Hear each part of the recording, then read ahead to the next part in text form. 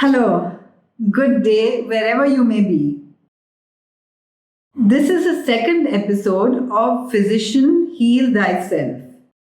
So, if you're new, please do check the earlier episode before because it follows. So, it's always good to see part one first. Before I go ahead, I would like to give special thanks to Enlightenment Education, Mind Technologies, and Welcome Cure, and Dr. Jawar Shah, especially all these people who have put their work together to bring this to you. And of course, I want to thank all of you, each and every one, for being here with me. Last time I told you why I chose this topic. It's because I really believe that so many homeopaths are doing such wonderful work, and yet sometimes they themselves are unwell. And I really believe that each one of us needs to reach our highest health potential so that we can help others as well. So, a summary of what we covered in the first session. We talked about the difficulties faced by homeopaths these days. That means it's difficult to heal yourself, and sometimes it's difficult to find the right simillimum for your patients. Sometimes patients who get better come back after 3 weeks or 3 months or even 3 years, any amount of time, with the same problem. The same simillimum helps over years and years and years, which means nothing's really changing. Imagine if you could treat your patient and he would be well for the rest of his life and never needs to come back to you. Now that might sound a bit scary, but if one person gets better, they will send so many more to you. Holistic treatment. How we can treat physical, intellectual, emotional, and spiritual. And we only talked about physical so far, and we will still be talking more about that. But in this session, we will even talk more about intellectual, emotional, and spiritual healing. Then we talked about the physical causes of disease. And do you remember what they were? We talked about excess fat and excess protein and lack of fiber and chemicals and empty calories and shortage of nutrients. And we decided that the wrong nutrition is one of the biggest maintaining causes that we are facing today. And then we talked about other maintaining causes like lack of exercise or lack of rest at the right time or addictions or less water or no fresh air. Some of the things that some of us are facing today in the pandemic. And why we should always work at the level of cause in order to reverse diseases. And as homeopaths, we know this so well, right? Working only at the level of symptoms doesn't work. Now, today we are going to cover the intellectual factors. How disease is caused by delusion, we know that. We know that in our Materia Medica, we look at delusions when we're looking at mental symptoms. And a delusion is nothing but a false perception of reality. And how to best manage COVID-19. This is on everyone's mind these days, right? Because even though COVID-19 was somewhat controlled, it is flaring up again, and we are in the midst of taking vaccines. But we really don't know the future, and if one pandemic could occur, if we don't remove the cause of the pandemic, another will occur. And as homeopaths, we don't even advocate vaccines. We know the bad effects of vaccines. So, what can we really do to manage COVID-19? And then we'll talk about individual delusions versus societal delusions. And we'll take up two specific topics, proteins and calcium. And then we'll talk about psychological problems. What to do if someone's suffering from stress, anxiety, depression, which was already rampant in our society and has just multiplied since we have COVID-19, right? And since the lockdowns and all the things we are facing these days. And then we're going to talk about this in relation to homeopathy and talk about 2 specific remedies to understand this whole idea better. And then we're going to talk about spiritual healing because that's what we all want. And then healing beyond oneself. How can we maybe even heal the world? And who's done it and why you should do it. And then homeopathy versus nutritional healing, how to select between the two. And honestly, you can do both of them together. There's no problem. So intellectual factors is what we're going to start with first. Disease is caused by delusions. It's a false perception of our reality which creates a false reaction, both of the mind and the body. A delusion is a misconception or a myth, something that we strongly believe in but may not be true. Right now, we live in a culture of disease and we have a collective consciousness, a collective delusion. Now, in this culture of disease, we have a number of diseases that we see all the time: obesity and diabetes and high blood pressure and heart disease, cancers, hormonal issues, kidney disease, autoimmune diseases, asthma and upper respiratory tract infection. And all of these are comorbidities for COVID-19. Today's culture is one where most people are looking for toxic pills or surgery or even vaccines in order to solve a problem rather than lifestyle changes, which could completely, since these are lifestyle diseases, a lifestyle change could permanently eradicate the problem. And now we have COVID-19. Now, a few lessons that we learned from COVID-19 are that we are all connected. If one person has it, everyone else can get it because we are all breathing the same air. And actually, we're all drinking the same water and living on the same land. And so we are all one in a sense. We are all connected. And therefore, whatever we do affects everybody else. If we do something against nature, we have to bear serious consequences. And we don't know whether COVID-19 was developed in a lab or came out of a wet market with bats. It doesn't really matter.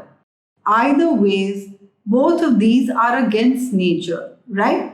To develop new intoxicants or germs in a lab is against nature.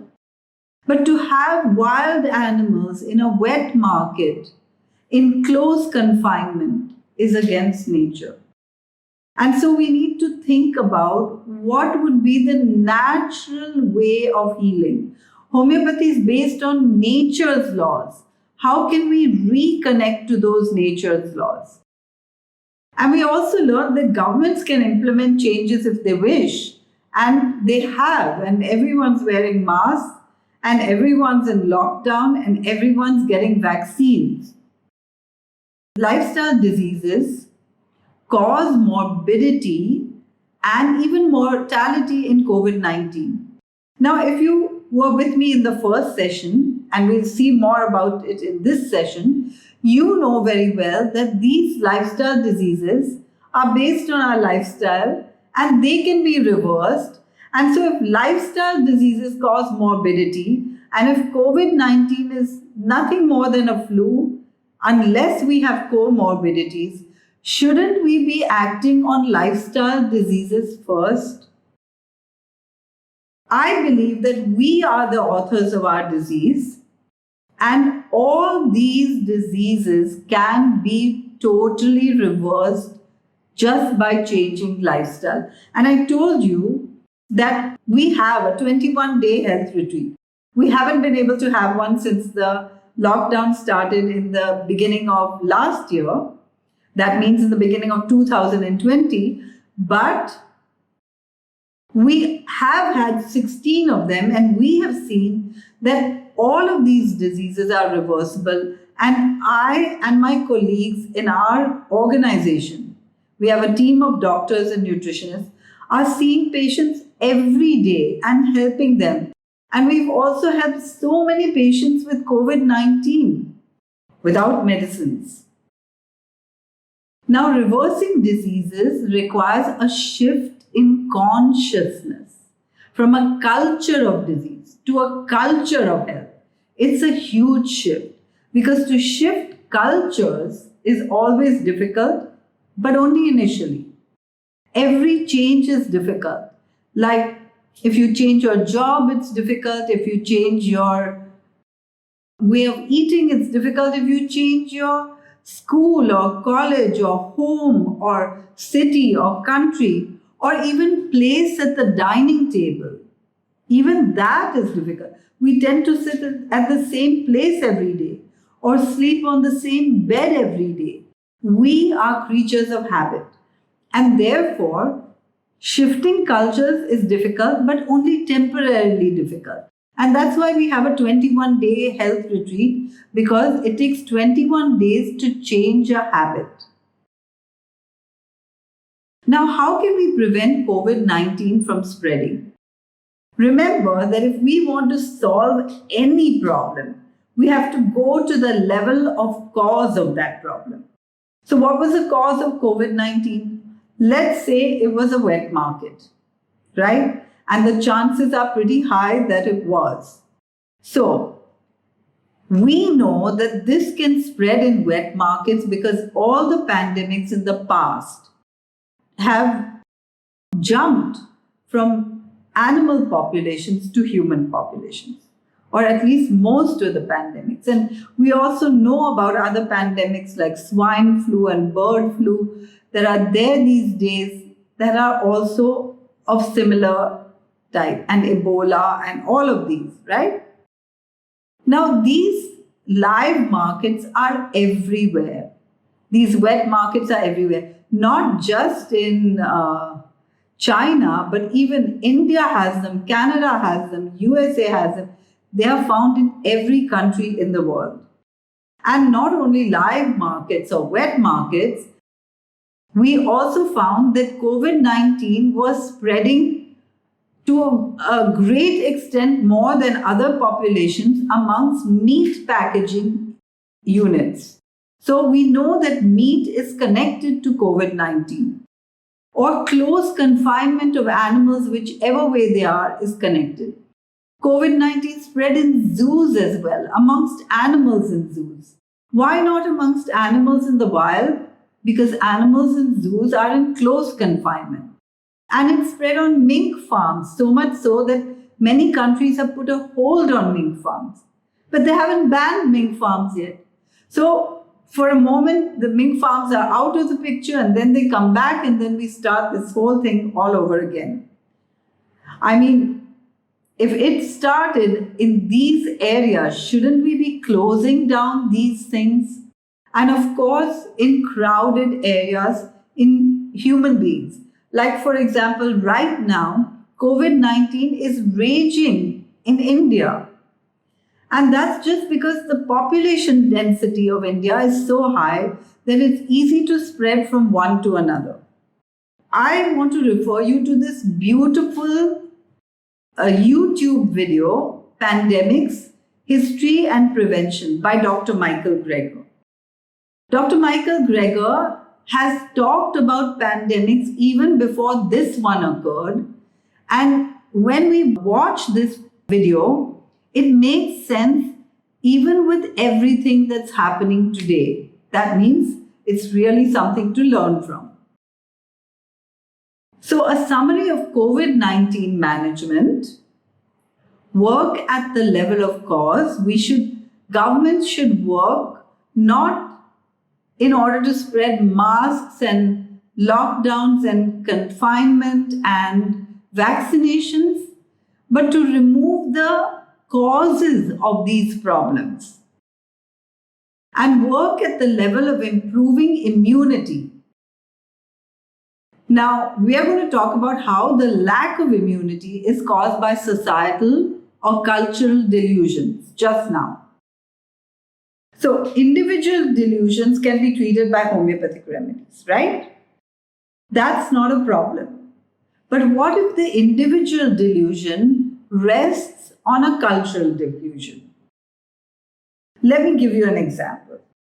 Many people right now, say in India, are stressed because they're living in family situations under lockdown where there's disharmony between family members, but they cannot separate. Now, right now during the lockdown, they cannot separate for a variety of reasons, but before they could not separate because culturally we feel that this is something bad. We shouldn't break our family unit, right? And so we go on taking the suffering of this situation rather than change it because we believe that we cannot change it or we should not change it or that other people would talk about us. So when we have these delusions, a homeopathic remedy can help to some extent, but a homeopathic remedy cannot help if this is a cultural delusion. That means if everybody believes it, then a homeopathic remedy cannot help because homeopathic remedy can help with individual delusions. So, what are some examples of societal myths or societal delusions? And one example that we already talked a bit about is that humans are omnivores. We all believe, and we've been taught in school, that humans are omnivores. It's all right to consume wheat or rice or milk, even though there's gluten intolerance and lactose intolerance. And it's all right to eat chicken, fish, meat or eggs when we all know that these are foods that we cannot eat raw and that every animal eats their food raw. Children should drink milk. We already talked about this. And because we so strongly believe that children should drink milk, even though milk can be harmful, for example, milk can actually cause mucus in the lungs, which is the most harmful thing for COVID-19, because COVID-19 also takes place in the lungs. But we still give our children milk every day. And during the lockdown, other things may not be allowed, but milk distribution is allowed. More protein is better. Now, today people are consuming more protein than ever before just because they're going to gyms and gym instructors and trainers are telling them that you need more protein. And also, we have to recognize that advertisements are telling us. We see advertisements for meat and fish and chicken and eggs. We don't see advertisements for carrots and cucumbers. So we start believing that we must really need all these things. And we believe that you need dairy in order to get calcium, which is needed to prevent osteoporosis. Or that hot meals are required by human beings, whereas the truth is that raw food is the most nutritious and the highest to build immunity. And we also believe that humans have evolved to eat meat. Nothing could be further from the truth. And that we need all kinds of supplements. All kinds of supplements are selling these days. And many of them are many times the recommended daily allowance. I've seen supplements with 200 RDA, 200 times the recommended daily allowance. What will anyone do with that? Okay, so let's take a close look at two such myths, the protein and the calcium. And we already talked about how excess protein actually causes disease. But let's take a closer look at protein because it's so hard to wrap our brains around the protein myth. So if you were to become plant-based, or even when I'm talking about plant-based, you might be having in your mind, where do you get your protein? I want to assure you that I have been plant-based for more than 40 years now, and very strictly plant-based for more than 16 years. Very 100% strict. Before that, there might have been occasions where I took something cooked in butter or something cooked in ghee or something with a bit of cheese on it. But I've been really strict for the last more than 16 years. And I've never been healthier than I am now. I have more energy and I'm working harder than ever before in my life. So I often think about, when am I going to retire? But I seem to be getting or feeling younger and younger. Anyhow, that's just because of my diet, because I'm always fine-tuning, and by itself, it's becoming better and better. Like grains are dropping off and more raw is coming into my life. Now, before we get there, why do we need proteins? And I already answered that question before. Protein is the food for growth and repair. But when I show this to someone, the usual answer is to build muscles. And you may have thought this too, right? And that's just because this is our cultural delusion. We have been trained to think that we need protein to build muscles. But nothing could be further from the truth, because think about it. Where do horses get their protein from? Or elephants, or cows, or gazelles who can run really fast? Where do all these animals get their protein? If you needed protein, and that too, animal protein, if you needed animal protein for muscles, then these animals are doing pretty good without them. And so could we. Because all animal products are full of fat. And so when we consume animal products, even though we get the protein, we get all the fat and we don't get any fiber. And remember, I told you that the fiber holds onto the fat and prevents it from going straight into the bloodstream and thickening the blood. And that fat is the major cause of all diseases. Now, if I ask you, do you know anyone with protein deficiency? The chances are that you say, no. Protein deficiency? What are the symptoms of protein deficiency?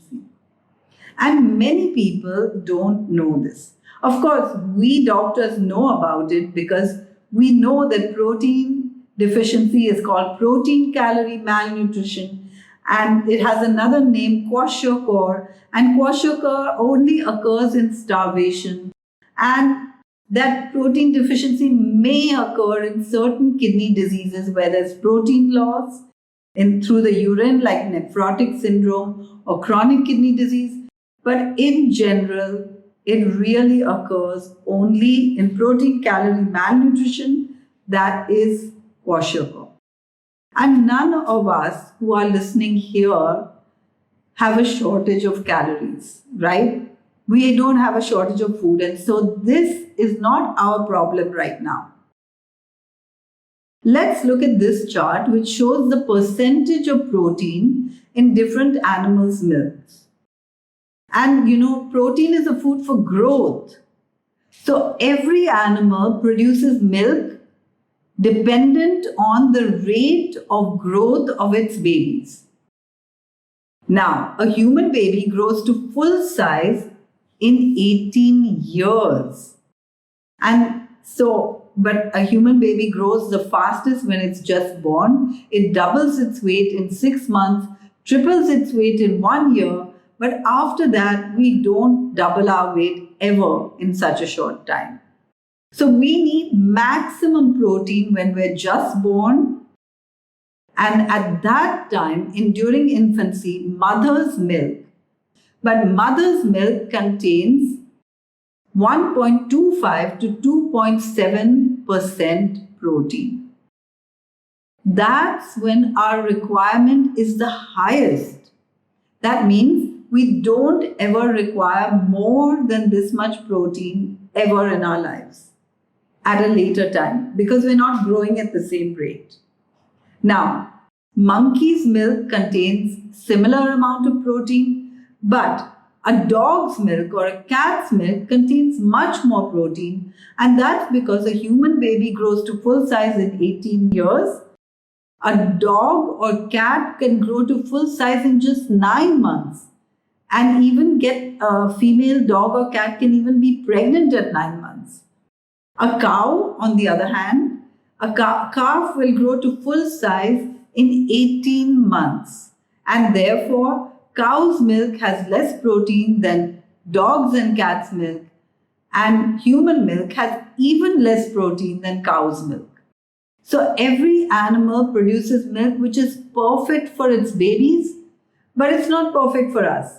For example, if we are not giving our babies formula, and if we want to give babies cow's milk, which is what was happening in the past before there was formula, then cow's milk would have to be diluted 3 times to give it to an infant, because otherwise there's too much protein and fat and the baby would develop diarrhea. Human milk contains more sugar. So cow's milk would have to be diluted and then sugar would be added and then it can be given to a baby. So there's no chance of getting less protein because, where do we get our protein from? We get it from greens and beans and even fruits. Did you know that the amount of protein in fruit juice is the same as the amount of protein in human milk? So if we are having just fruit, we have enough protein. And if we have beans and greens, in fact, any seed is going to grow and so it contains protein.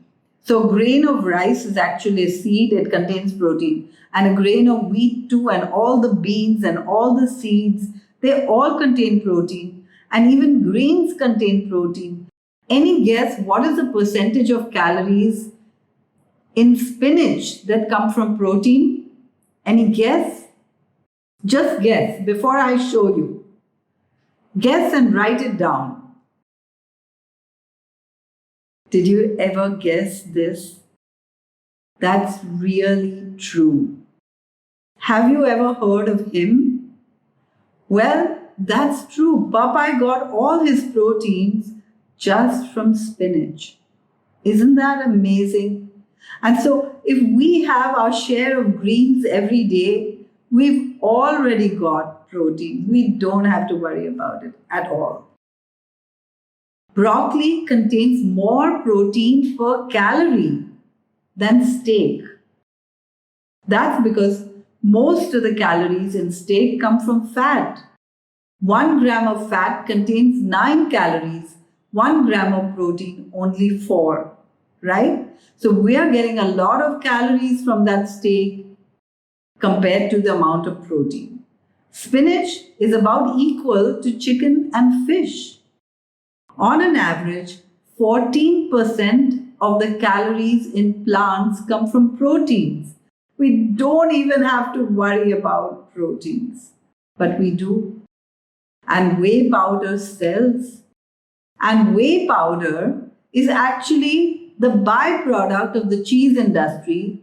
In the past, they were throwing away, but now they found a way to dry it up and sell it at the price of gold. food, right? It really is expensive. So, a myth that more protein is better is a societal myth. Almost everyone believes it, but it's not true. The myth that animal proteins are better than plant proteins is a societal myth, and it's not true.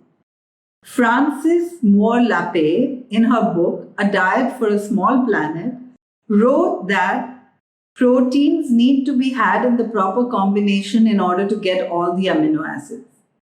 But in a later edition of her book, she said that's not true because our body can convert one amino acid to another. But that first book's information stuck in our minds. And we all believe that we need to have certain essential amino acids in certain combinations and all of that. Not true at all. So we already talked about diseases linked to excess protein consumption, which are osteoporosis and kidney disease and gout and acidity and cancers and allergies and autoimmune diseases. Imagine what we could do if we changed our societal delusion. We could prevent so many diseases. Now, let's talk. Who started the myth about protein? Can you guess? That's true. It's the dairy industry or the meat industry, the people who want to sell their proteins. And they also spread the message about the harmfulness of soy. Is soy really harmful? I mean, soy, have you ever seen soybeans? Soy is just a bean, like any other bean that we eat, except that it has higher protein content. Now, soy, if it's genetically modified, is harmful. And 80% or 90% of the soy grown in the world is fed to animals in our food chain. If we're eating dairy or meat, we're consuming a lot of indirect soy. But if you consume a plant-based diet and have some soy milk or some tofu now and then, you're not even consuming a lot of soy. And if you're careful to make sure that it's organic, there's nothing to worry about. Many people think that soy contains phytoestrogens. I want to tell you that phytoestrogens are not estrogens, they're not hormones. Plants do not produce hormones. But there's something that look a bit like phytoestrogens, and they are found in all these foods. So why are people only harping on soybeans? That's because it's a societal myth, right? Now, soybeans do not cause goiter or hypothyroidism or even cancers or gynecomastia, nothing at all. Do you know, and many of you are doctors, do you know a single patient who got hypothyroidism just by consuming a lot of soy? I've been in practice for more than 40 years now, and I've yet to come across someone like that. So, another societal myth, right? Now, you can see that many of our current myths are linked to societal myths. So, if we don't change our societal myths, how can we change our individual delusions, and then how do we change our life? How do we get out of these diseases? Another one, don't we need milk for calcium? And think about it. Don't you know loads of people who are drinking milk every day and have lots of cavities?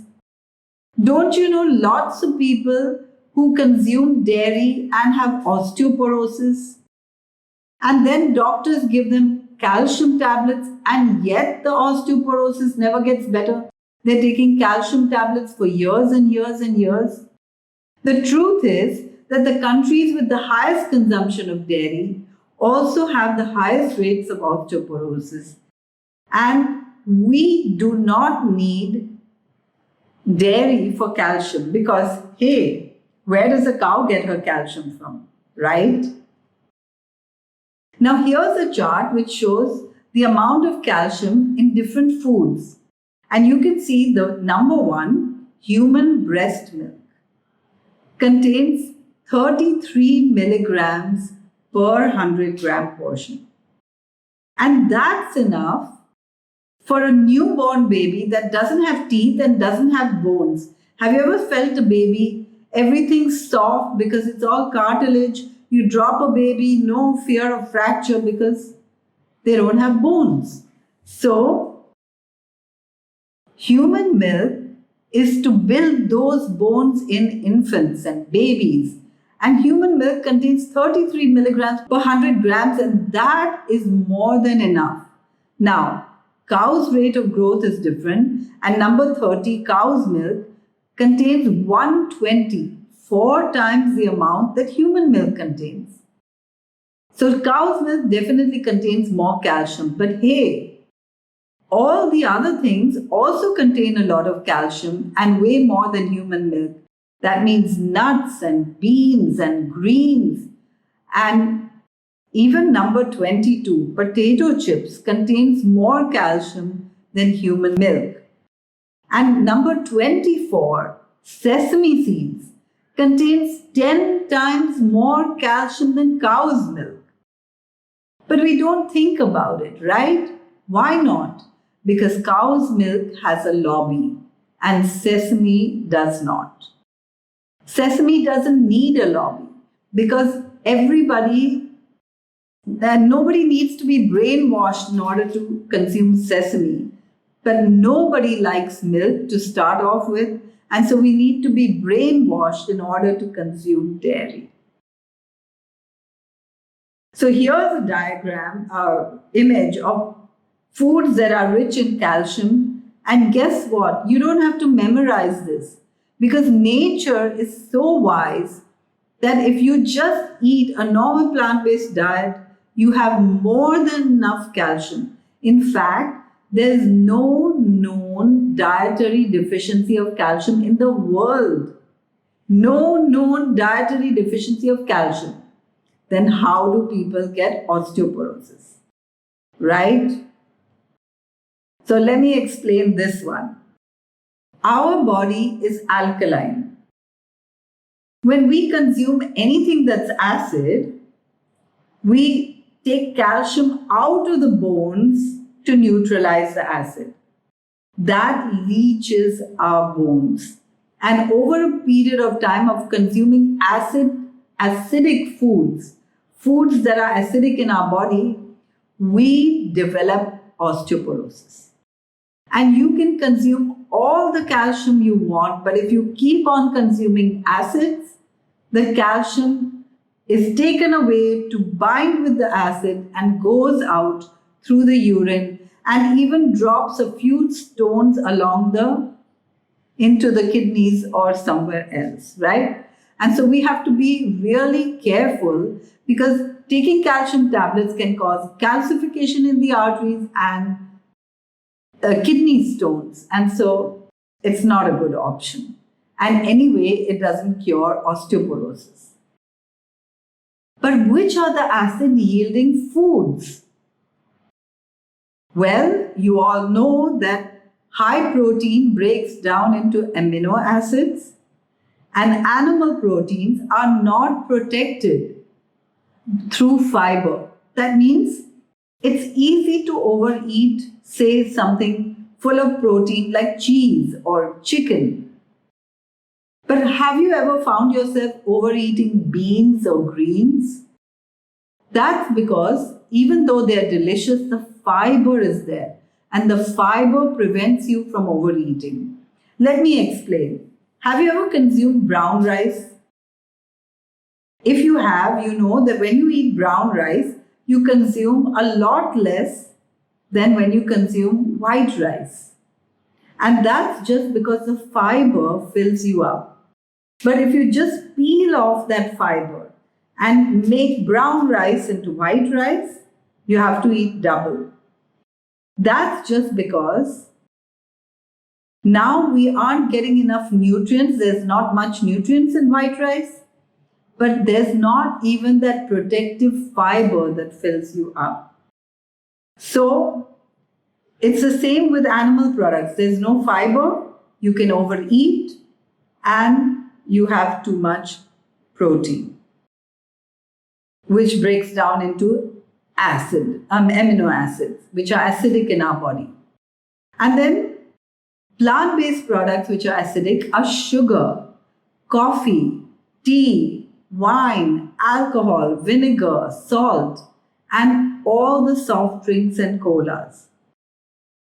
Now, here's a way to remember this. Acid is addictive. And when you have something acidic, it gives you the craving to have more acidic foods.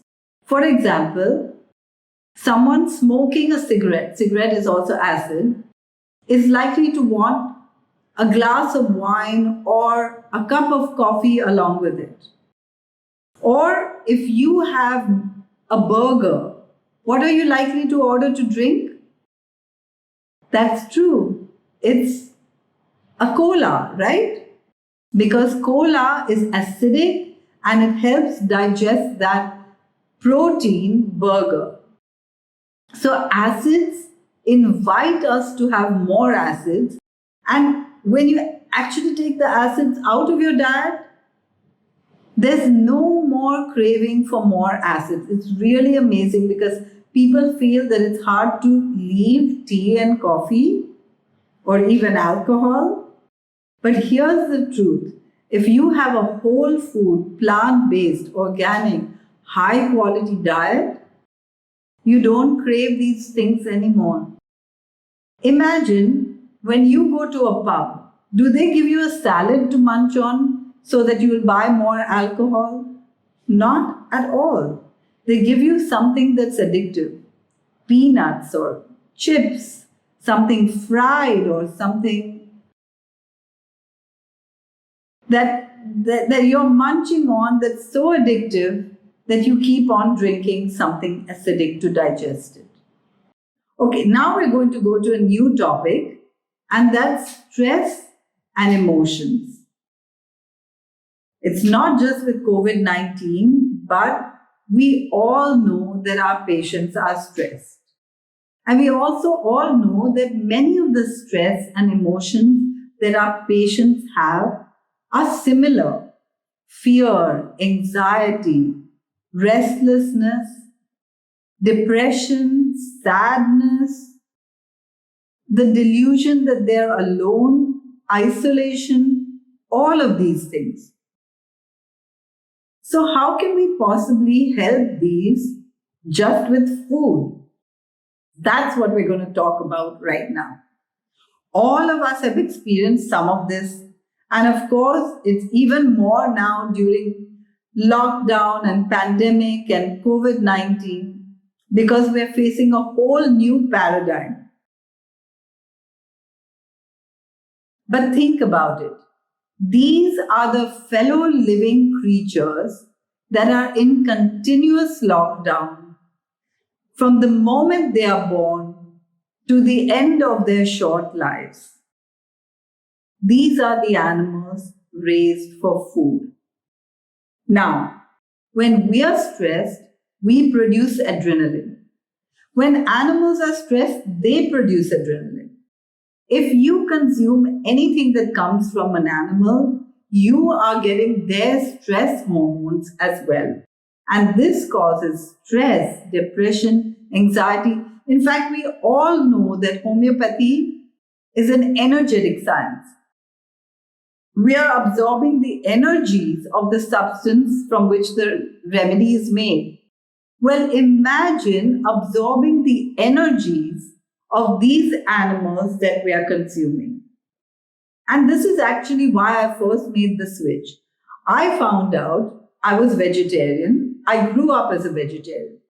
And I was so happy to be a vegetarian because I knew that I was not harming any living being until I found out that my consumption of dairy means a baby calf is not getting its mother's milk. As soon as I was told this, I began to correlate things. And I could correlate that when I was young, my grandmother used to serve a delicacy made of colostrum. Colostrum means that the calf has not got the mother's milk at all. Otherwise, it could not be sold. And that's what happens when it's a male calf. There's no point in feeding the male calf anything. Might as well sell it for a premium. Even if the calf is a female, the calf is tied up, separated from its mother, and sometimes brought to its mother in order to start the flow of milk, or it never sees its mother again. Most babies on factory farms never see their mothers. And if they're males, they die in order to make veal or leather or something else. And if they're females, they are going to grow up as milk producers just like their mothers. But they never see their mothers because all their mother's milk is being sold. Now imagine that mother. That mother just wants to be with her baby and lick the baby and care for the baby. But she's tied up and her milk is taken away from her. And the baby is all alone who wants to be with the mother and doesn't get its mother's milk. When I realized all this, I had to make the switch because I knew that I could not consume dairy anymore. I also did an internship in a place called Farm Sanctuary in upstate New York. And there I found a baby calf that was brought to the sanctuary. It was just 2 days old and it appeared a day after I came to the sanctuary. I started looking after this calf amongst all my other chores. And after doing all my work every day, I would go into the barn and be with this calf who had to be separated from all the other cows in the sanctuary, and there were a lot, only because he had diarrhea and the people there were too scared that the other cows might get something that this calf had. So the calf was all alone and I used to have a good time with it. We had a good connection, and every time in the night when I left the barn in order to go back to my home, the calf would look at me as if, do you really have to leave? And I in my heart didn't want to leave, but I didn't know how to sleep in the barn. And so I'd go every night, but go to visit it as often as I could during the day and definitely during my time off. I noticed that when the calf first said its first moo, or when it first started eating solid food, it was just like bringing up a baby, It was the same feeling. And when, I was allowed to take the calf out, I took it out one day for a walk, and the calf kind of walked towards the fence where all the other cows were. That was something so amazing because all the cows came up to that calf and each of them met mouth to mouth, almost as if they were kissing each other. It was really sad because I was only there for a month, and when I had to leave the sanctuary, and also my friend, the calf, his name is Harold, it was really sad for me and also, I guess, sad for the calf. But luckily for Harold, he got adopted by a family and he grew up into a great, big, handsome bull. Ever since we're young, we are attached to animals, aren't we? Children love animals. And if they don't have a pet or they're not going to visit animals, they have stuffed animals in their beds, right? We all love other living beings. And yes, it's true. Children love animals and can't see the difference because we are all one. But then our parents say, oh, don't do that. That's dirty. and we learn to separate ourselves from the animal kingdom altogether. But we are, in our hearts, compassionate. I want to show you a video which shows how amazing cows are.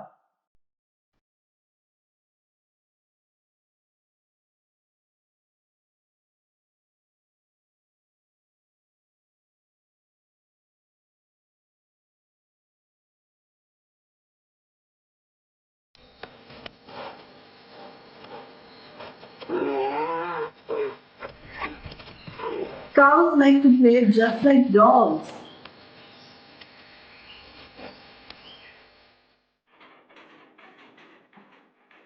And cows have a lot of intelligence too.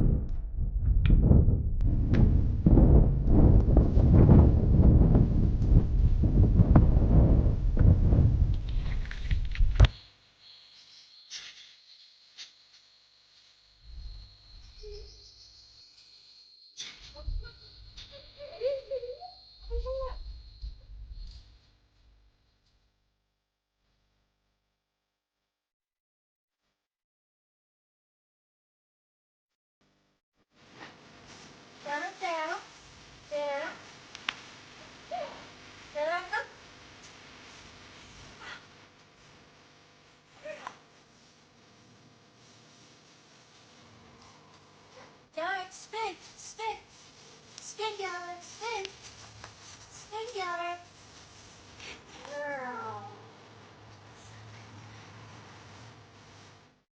How amazing they are, right? But this is what we do to them, and this is just a 30-second video of this baby calf that's just been born, Benny.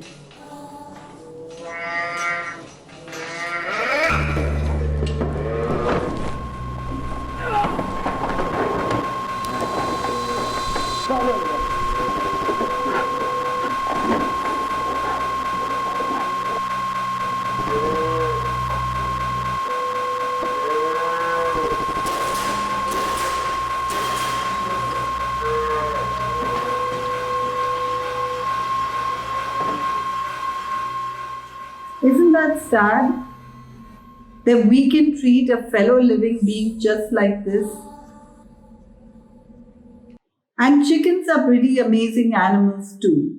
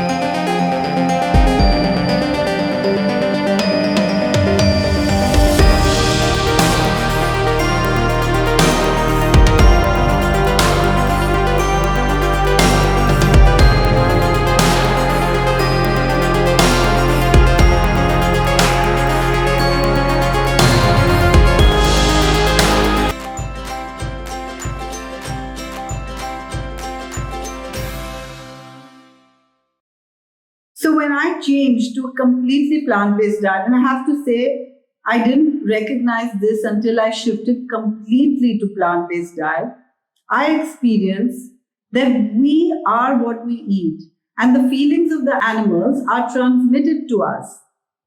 Their insecurity, their forsakenness and alone, their hopelessness and despair, and their fear. When I was younger, I was so insecure. And I remember waking up every morning with anxiety. But I didn't realize that this lifted when I switched to a completely plant based diet until one day, by mistake, I consumed something with an animal product. In that case, it was a bit of mayonnaise. I woke up the next morning with anxiety, and I was surprised that just this little change made just this little amount of egg.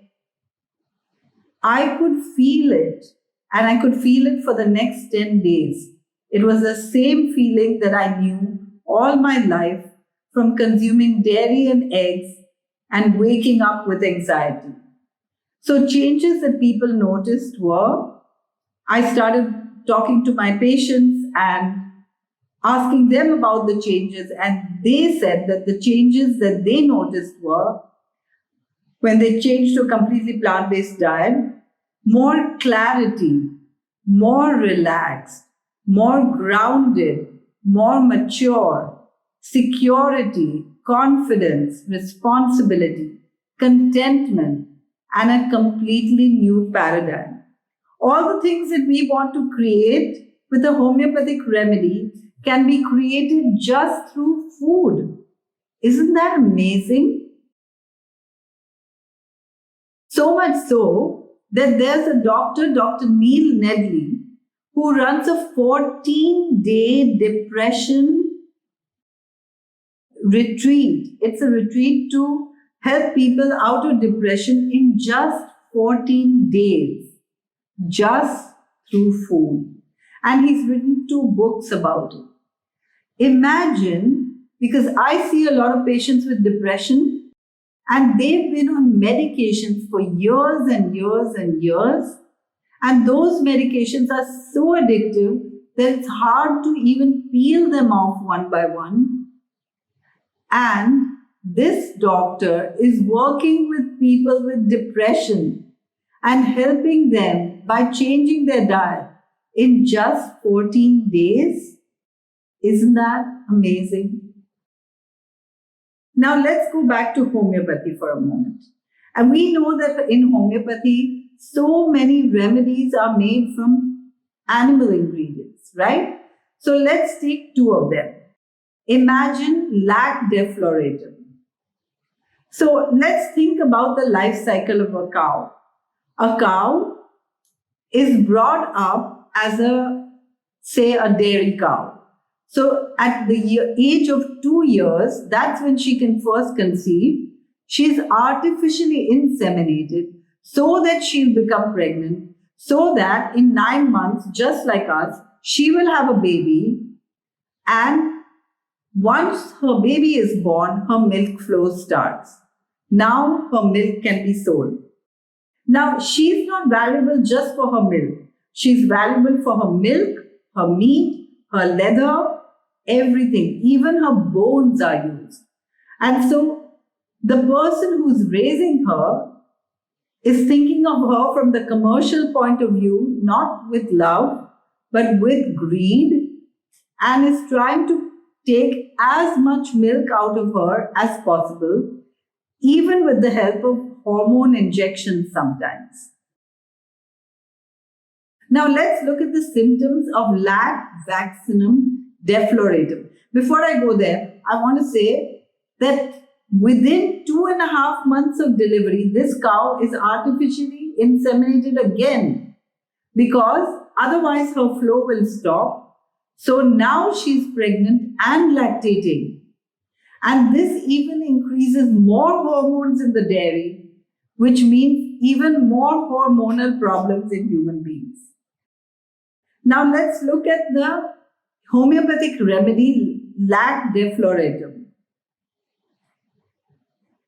Delusions dead. All her friends are dead and she must go to a convent. Can you connect this with the story that I just told you? Actually, the cow is artificially inseminated again, and then she has another baby.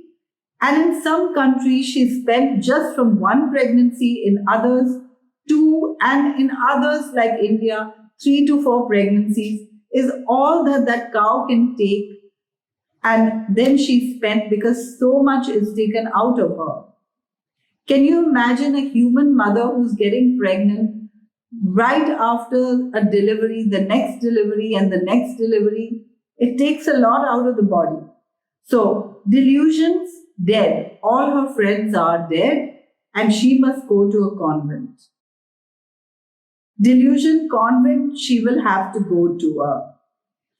Delusion, die, he was about to. Company, aversion to. Presence of other people aggravates. Desires solitude. Death, presentiment of. Predicts the time of death. Fear, door closed, lest the door should be. Fear of narrow spaces, claustrophobia. Forsaken feeling. Now imagine this. This cow knows that she is being raised just for her dairy, and once she's been through these pregnancies, sometimes just 1 or 2 or 3, she is going to go to slaughter. When the door closes, it's scary because that's when the next door opens into the slaughterhouse.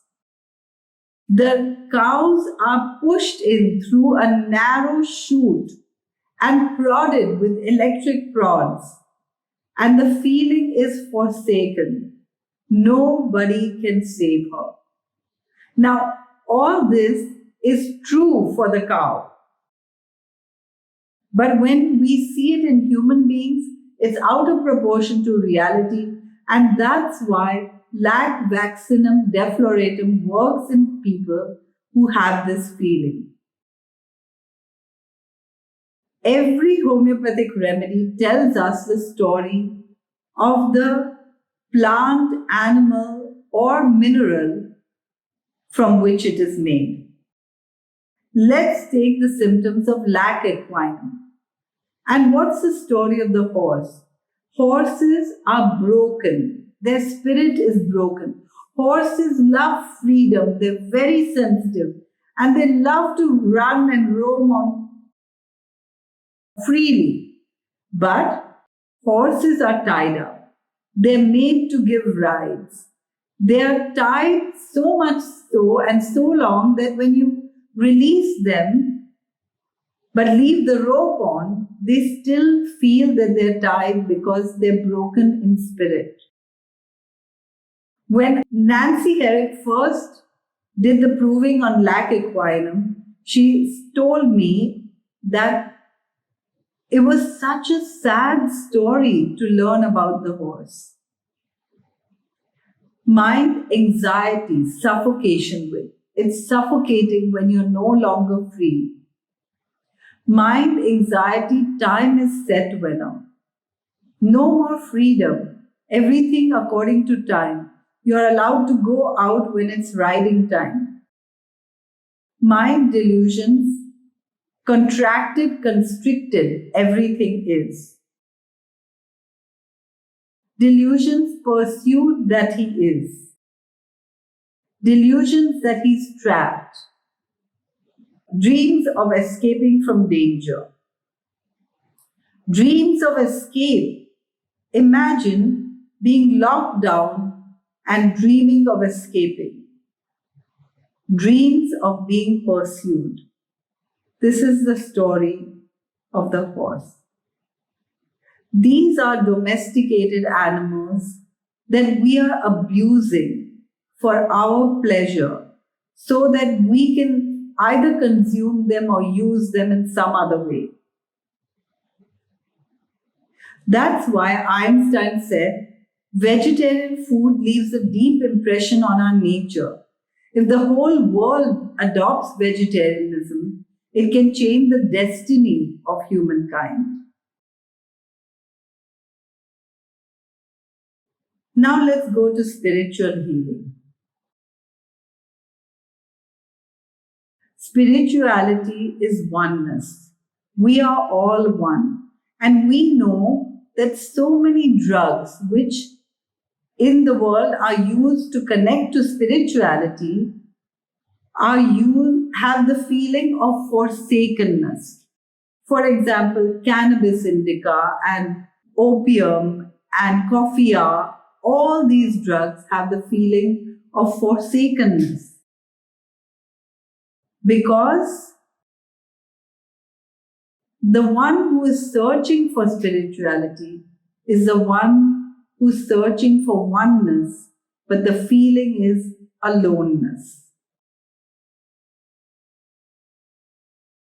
I remember that I went to a conference in Spain for a talk, and when I reached there from an overnight flight, I couldn't find any food that was completely plant-based.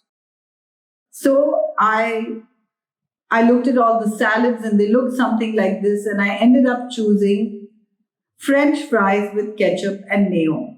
This was a mistake that I spoke about. When I consumed a bit of mayonnaise, I decided to consume it because I couldn't save the chicken. So I said, I'm hungry, let me consume it.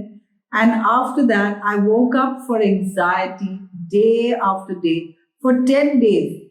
It took me a while to reconnect it. But here's the thing, when we consume these animals, we are consuming their sentiments, their energy. And it takes a while for it to go out of our body. If you would like to try this, I suggest being on a completely plant-based diet for just 30 days. 30 days, see what changes you experience. Changes in physical state or body, in the state of mind, and even in the spirit. It's really worth finding out. All these animals are suffering what we're suffering right now in the lockdown their entire lives. Pigs are raised to go to slaughter at just 6 months, and so are goats and sheep. Beef cows go to slaughter in 18 months when a cow grows to full size. And chickens are made to grow to full size in just 42 days, 6 weeks. And they're made to grow, normal chicken grows to full size in 12 weeks. So they are made to grow fast with hormones and overfeeding, so much so that they're so breast heavy that they can't even carry their own weight. They can't even walk at 6 weeks because they're so heavy. That's when they go for slaughter. Isn't that sad? Now, we see similar things amongst us humans, and we are all against these terrible atrocities, human trafficking. But think about it, aren't we allowing animal trafficking all the time? And if we are one, is it different? And if we are going to take in their emotions, is it worth it? Rape. I mean, now there's been this huge Me Too movement because of so much sexual abuse. But what are we doing to the animals in our food chain? A cow is artificially inseminated when she's just 2 years old. This is rape. And this is done over and over again till she goes for slaughter.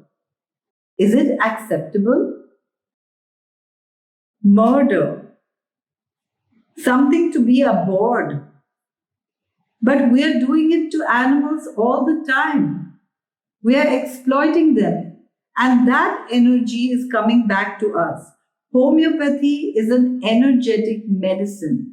And we know very well that we are absorbing the energy of the plant or animal that the remedy is being made from. That means when we consume that, we are absorbing the energy too. We are collectively creating our world. And if we want a more spiritual world to live in, we have to become recognizing more the feelings of all other living beings on the planet. That's why Dr. Albert Schweitzer said, until he extends the circle of compassion, of his compassion, to all living beings, man will not himself be free. And now we have another looming problem, which is actually worse than COVID-19. Because with COVID-19, many of us survive. But if there's climate change and if the world heats up or if there's no water or no fresh air, none of us can survive. And climate change is caused by animal agriculture. Right now, our earth is in a mess, but everyone's looking at the pandemic instead, right? Did you know that we consume or we kill 70 billion? Let me repeat that word. 70 billion land animals every year to feed our under 8 billion. 70 billion for 8 billion. That's why there are so many more livestock on the planet than even human beings. But we don't see them all because they're in close confinement. All the livestock that we raise are taking away the place that wild animals could have taken. Forests are being decimated.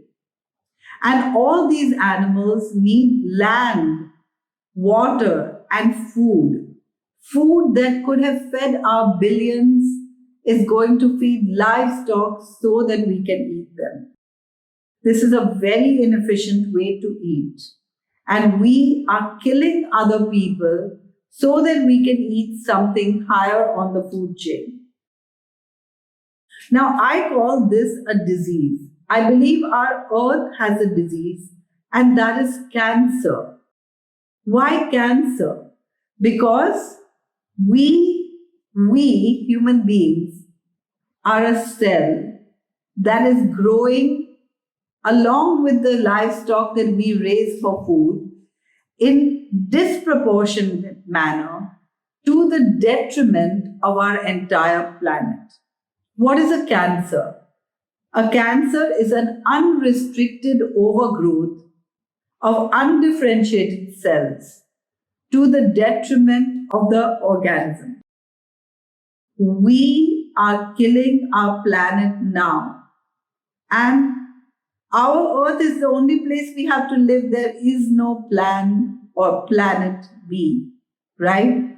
We really need to work on ourselves and think about the future, because saving ourselves from COVID-19 and falling into climate change does not solve a problem. Climate change means fires, more floods, more dry land, less food, less water supply, less clean water.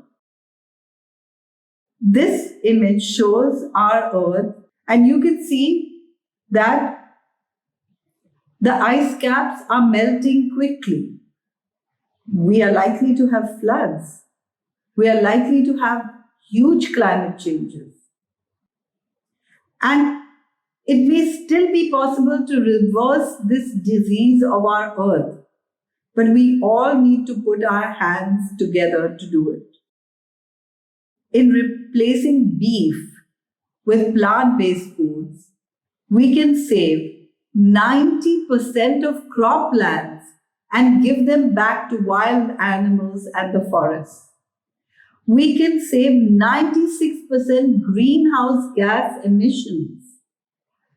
We can save nitrogen fertilizer to the extent of 94%, which is actually destroying our planet and waterways. there's a huge ecological impact. If you see this diagram, and it comes from Cowspiracy, you can see that we are creating deforestation. 1 to 2 acres of rainforest are cleared every minute. Animal agriculture is responsible for 91% of Amazon destruction. Water use. 1 hamburger is equal to 660 gallons of water, which is the equivalent of a person showering continuously for 2 months. Just for 1 hamburger. Climate change. Greenhouse gas emissions, 51% are produced due to livestock and their byproducts. That's way more than the 13% produced by all the vehicles on the planet. Road, rail, air, and marine transport. And we are not seeing this. We can smell it when we pass those dairy farms or pig farms, but we are not seeing it because of their close confinement. And waste. The waste from a farm of 2,500 dairy cows is equal to the waste from a city full of people. Isn't that just incredible? So, a few lessons from COVID-19. Eat and live the way we were designed to by nature or God, so that we won't get comorbidities that COVID-19 can cause. Minimize medicines and chemicals. Trust in the body's ability to heal. Now, if we do all of this, COVID-19 will pass most of us like a flu. And what's better is that we'll become immune to it to a large extent, just like people become immune to flu. What we really should be doing, though, instead of wearing masks and lockdowns and vaccinations, is improving all our collective health by eating better and saving our health, all the other living creatures on the planet, and ourselves or our earth from climate change, so that a future is possible. That's why Einstein said nothing will benefit human health and increase the chances for survival of life on earth as much as an evolution to a vegetarian diet. And in his time, the word vegan was unknown. But what we really mean here is vegan diet, because vegetarians and non-vegetarians get the same disease, because meat and milk have the same properties and create the same problems. Now, I want to show you a few testimonials so that you understand how quickly the human body is capable of healing. This is Manu Raj, and he attended one of our 21-day retreats where we did all the lab reports at the beginning and all the lab reports at the end. And let's hear him. This is the turning point of my life. My triglycerides from 240s came down to 150s in just 15-16 days. And that was an amazing movement. Even my total cholesterol has come down from 250 to 200. So again, it has come down to a normal range. My sugar levels have seen a very drastic change. When I started here, it was 300s. My fasting was 350 or 380. Today my fasting is 145. I used to take 4 shots of insulin. That was my goal, that I wanted to throw away the insulin pen before going from here. I'm feeling much calmer. I'm feeling more energetic. I'm feeling more alert. So, when you eat the right food, what you feed to your mind will also improve. Isn't that amazing that Manu Raj could see the change in his state of mind and body and lab tests in just 21 days? And I have to tell you the truth that because we have only 21 days, we do all the lab tests on day 1, but we get the second set of lab tests done on day 16 so that we can get the reports by day 18, so that we can give feedback before everyone leaves. Within 16 days, his blood sugar has gone, his triglycerides have gone down, his high cholesterol has gone down, he's feeling so much better, and he's reduced his dosage of insulin dramatically. Isn't that amazing? That's how fast our body can heal. Now, here's another man who had osteoarthritis, so much so that he was told to walk with braces, and it was difficult for him to walk. But within those 21 days, he got better, his blood pressure got better, and he could walk several kilometers at a stretch. Let's hear this testimonial. I think the turning point came when my knees went bad, actually. So both my knees got diagnosed for early stages of osteoarthritis. And the doctor started telling me that, you better be careful, don't use the treadmill, start using braces when you're walking. And then that day, I think we walked close to about 4 kilometers, 2 kilometers for going, 2 kilometers coming back. It was a nice leisure walk, took about an hour or so. And guess what? When I came back, I really felt good. I felt that, I had done something good, and I started feeling lighter. I'm a patient of blood pressure. I take medication for blood pressure. I'm doing it for the last 10 years. And I said that, let me check my BP after coming back, how it is. And amazingly, actually, the BP was much better than what it was as a resting BP. Somewhere I started telling myself that I think the body is asking for exercise and you're not actually doing it.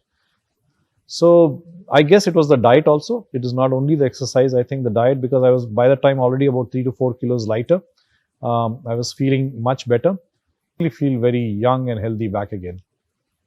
Isn't that amazing? I can't say that osteoarthritis completely reversed in 21 days, but so much difference in the pain because he lost weight, and of course his blood pressure also came down. Now, this is Dr. Varun Eapen. He's a dentist, and he had rheumatoid arthritis, which was so severe that he couldn't even walk or stand. It was really difficult. Just changed his diet, lost 36 kilos, and things changed so much. Rheumatoid arthritis is an autoimmune disease. My name is Dr. Varun.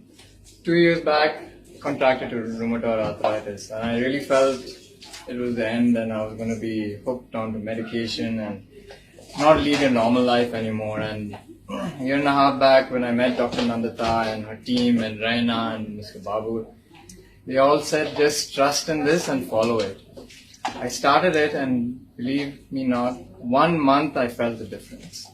And now I'm 90% better, 36 kilos less, and almost 36. Almost back to normal with absolutely not one medication, not one Panadol. And all my mother's doctors, all my colleagues, they all scratch their heads and say, how have you done? Wow, great. So I must say that he didn't come to our 21-day retreat. He attended a seminar. He made changes. His mother is a gynecologist, and she helped him. And he made the changes. And so this is over a period of a year or more, but he's out of it and so much better. And rheumatoid arthritis, if you go to a regular doctor, you're on immunosuppressants and steroids and so many other medicines, and it takes such a long time. Now, this lady had diabetes and hypertension and acidity and high cholesterol and hypothyroidism and obesity. And she came for our 21-day retreat. After nearly 28 years, this is the first time I'm going just with one medicine. I was on a very heavy dose of medication for diabetes. I was also on injections till 3 months back. And then I also had acidity. So I was taking medicine for acidity. Then along with that, I also had thyroid problems.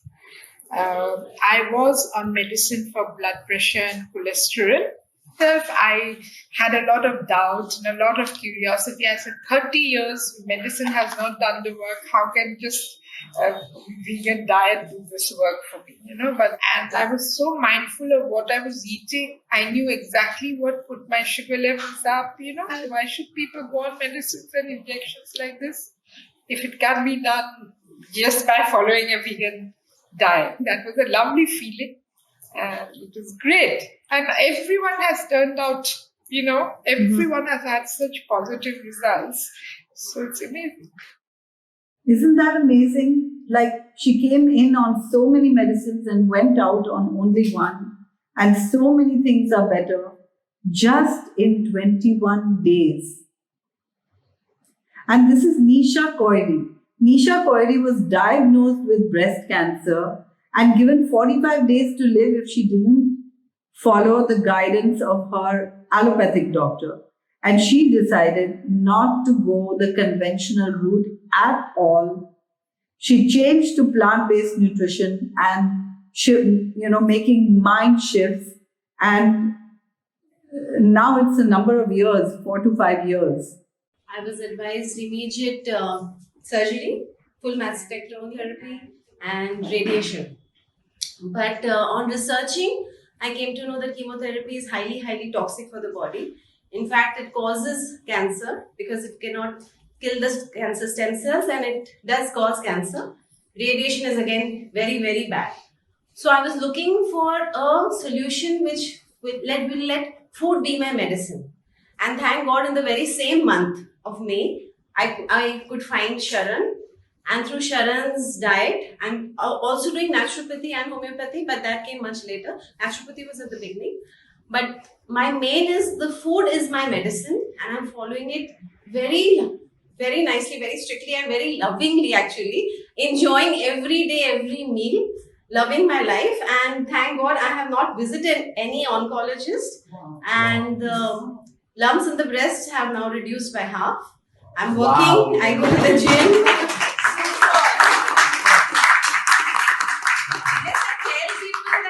Diagnosed with cancer, nobody believes it because looking at me, of course, nobody can come to know. I was given only 45 days to live. So this was a year back, and it's in May, that is more than a year now, and I'm happily living my life. That spread so much that no, they said that's the cancer, you get a death sentence.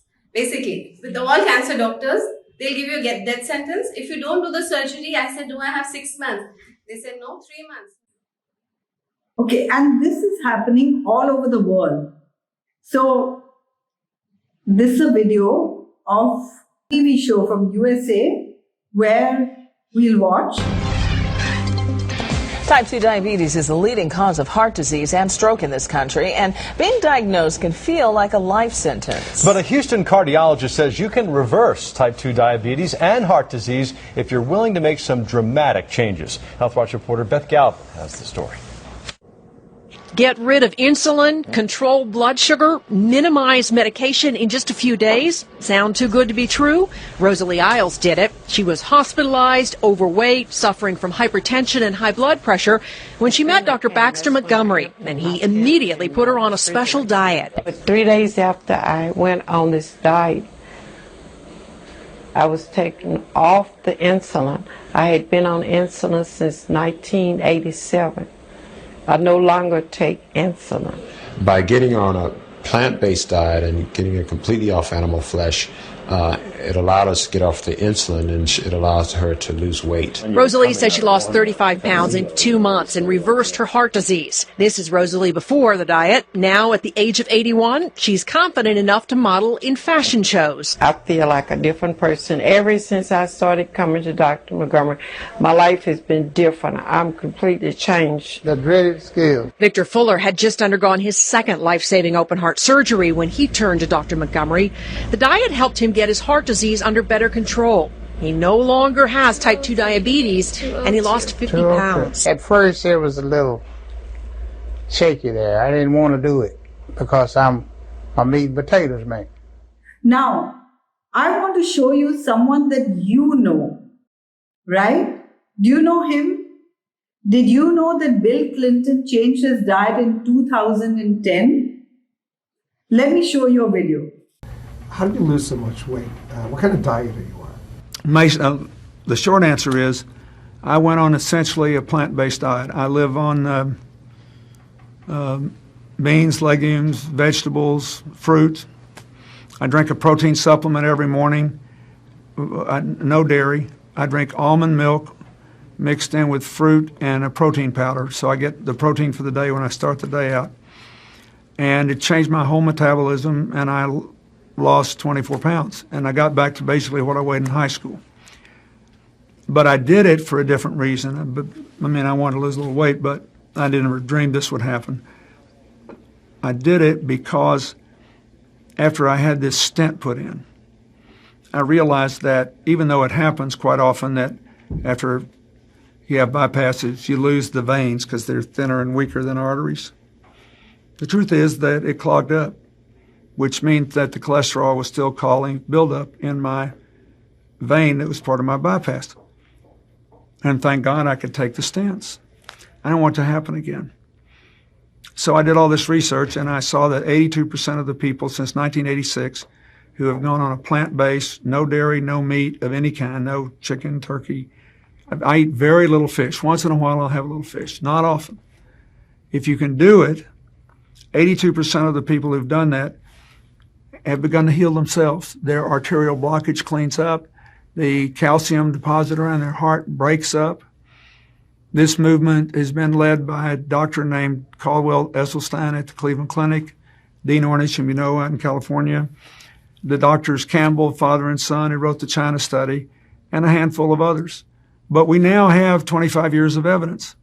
And so I thought, well, since I need to lose a little weight for Chelsea's wedding. So you saw this video, and you can see that Bill Clinton changed his diet in May 2010. And this video was taken in September 2010. Just May, June, July, August, 5 months. He lost 24 pounds in 5 months by doing nothing but changing his diet. Now, of course, he couldn't do it all 100%, but he was doing it, say, 99%. Once in a while, he had a little fish. Now, I want you to have a look at his face because we are going to go to 1 year later, September 2011. I mean, you talked about the fact that you love to eat. I mean, this is. But I know, I like the stuff I eat. I like the vegetables, the fruits, the beans, the stuff I eat now. I like. I like it. Do you call yourself a vegan now then?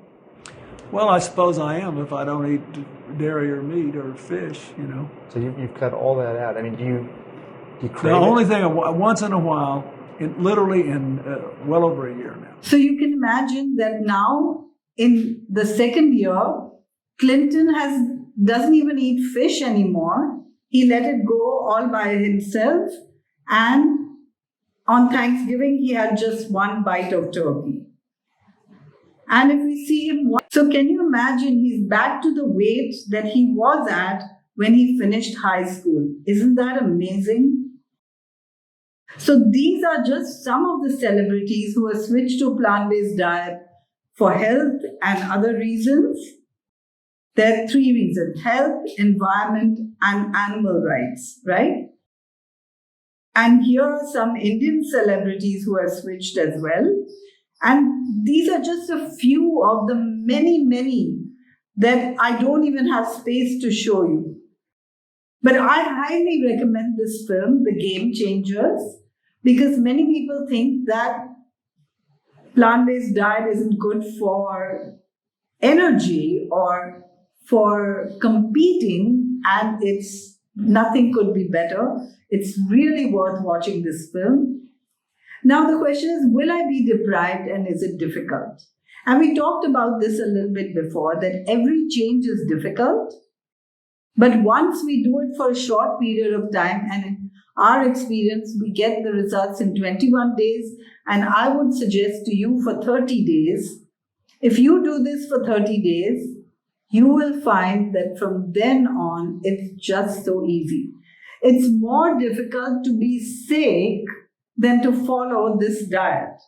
This diet is so delicious, and we have more than 500 recipes on our website, another whole lot on our YouTube channel, and I really invite you to explore not just our website, but the whole wide world.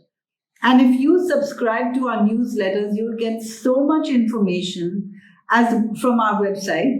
You can subscribe, and we also have a WhatsApp broadcast list to send you little bits of information and recipes, and you can choose whatever you like. So our food should be our medicine, and our medicine should be our food. And we all can get healthier and help our patients too. Now, quick comparison between homeopathy and eating healthy. Homeopathy is based on nature's laws, and so is nutrition. Homeopathy could be subjective. Nutrition is almost always predictable. In homeopathy, the responsibility is in the hands of the physician. In nutrition, or in healing with nutrition, the responsibility is in the hands of the patient, where it should be. In homeopathy, there's a lot of learning and puzzle solving. Nutrition is so simple that anyone can understand it in a matter of a week, and everyone can do it. In homeopathy, the results last for weeks, months, or even years. In nutrition, the results are lifelong. And in homeopathy, we are dependent on the pharmacy and medicines and even the political scenario. But in nutrition, we are totally independent. And in homeopathy, the correct remedy makes a huge, miraculous impact. In nutrition, change can feel difficult, but as I said, once you do it, you would never want to go back. As I said, disease is a path to personal growth, and this is actually my life story. So in summary, I want to share with you, health is our very best insurance, and we could fight COVID or any other disease or any pandemic if we are in the best of health. We can heal most lifestyle diseases by removing their causes. Mental health and diet are related. Our health and the health of all the other beings on the planet are connected. And the choice is through our forks. Our future depends on what we do now. I want to suggest a few fabulous films. I already mentioned Uprooting the Leading Causes of Death by Dr. Michael Greger, which can be found on YouTube. Pandemics, History and Prevention by Dr. Michael Greger on YouTube. Forks Over Knives. It's a documentary, fantastic, a must-watch for all doctors, physicians, and even patients.